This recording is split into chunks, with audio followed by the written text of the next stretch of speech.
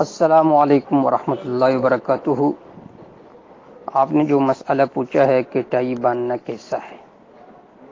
تو سب سے پہلے جواب دینے سے قبل میں اس بات کو ذکر کرنا چاہتا ہوں کہ یہ جو استاذ کہہ رہے ہیں کہ یہ جو ٹائی ہے یہ مسلمانوں کی ایجاد ہے، یہ بات غلط ہے۔ اور دوسری بات آپ کے سامنے ذکر کر رہا ہوں وہ ہے ایک ہے عذر اور ضرورت۔ تو ضرورت ایک الگ چیز ہے۔ مثال کے طور پر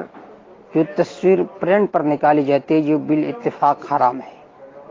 لیکن چونکہ حکومت پاکستان نے لازم کیا ہے تو یہ ضرورت ہے۔ ضرورت کا معنی یہ نہیں کہ جائز ہو گیا، بلکہ ہمارے لیے اس نوٹ کا استعمال درست ہے کیونکہ اس پر تصویر بھی ہے، لیکن چونکہ جو حکومت نے لازم کیا ہے تو گناہگار حکومت ہی ہوگا۔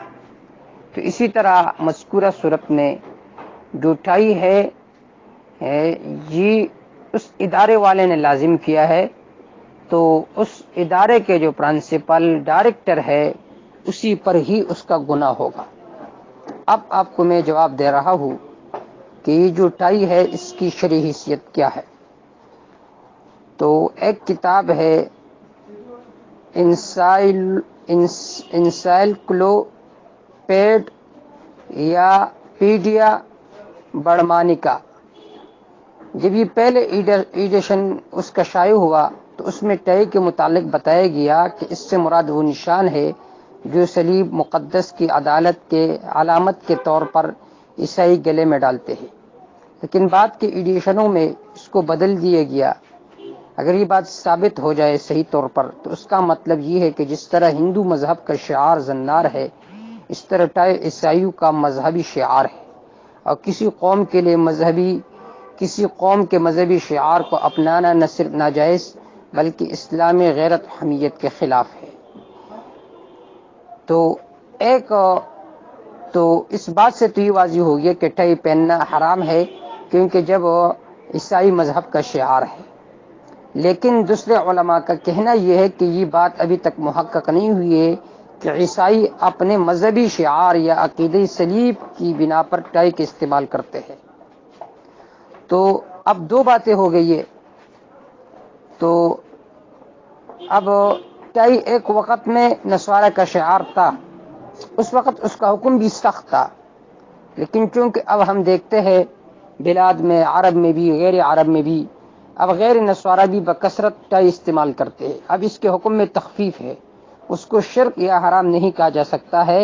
لیکن کراہت سے اب بھی خالی نہیں ہے۔ تاہم چونکہ ٹائی کا استعمال کرنا صلحاء شرفاء کے لباس کا حصہ نہیں بلکہ فساق و فجار یا اس سے مرعوب لوگوں کے لباس کا حصہ ہی سمجھا جاتا ہے، اور جو لباس فساق و فجار کا شعار ہو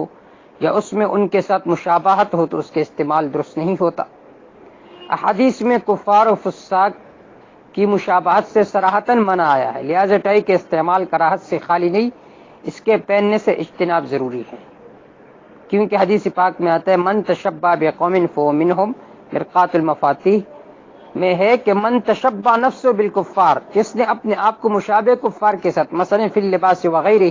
لباس میں یا اور چیزوں میں، او بالفساق بالفجار یا فساق و فجار کے ساتھ، تو آپ نے فرمایا وہ ہم میں سے نہیں۔ خلاصہ کلام یہ ہے کہ اس پر تو صراحتاً حرمت کا حکم نہیں لگایا جا سکتا، لیکن ٹائی کا استعمال پھر بھی کراہت سے خالی نہیں، کیونکہ یہ فساق و فجار کے لباس کا حصہ بن چکا ہے، لہذا بہتری اس میں یہ ہے کہ اس سے احتراز کیا جائے۔ لیکن اگر ادارے والے نے لازم کیا ہے اور بصورت خلاف ورزی ادارے والا جو طالب علم ہوتا ہے، اسٹوڈنٹ ہوتا ہے، اس کو سزا بھی دیتے ہیں، دوسرے بھی اس کو کسی ادارے کے خلاف ایک کام کا مجرم قرار دیتا ہے، تو اس بنا پر اس کے لیے تو جائز ہوگا اس کا پہننا، لیکن گناہگار ادارے والے ہوں گے کہ ایسے لباس کو اس نے لازم کیا جو ایک قسم کا مکروہ ہے۔ واللہ اعلم بالصواب۔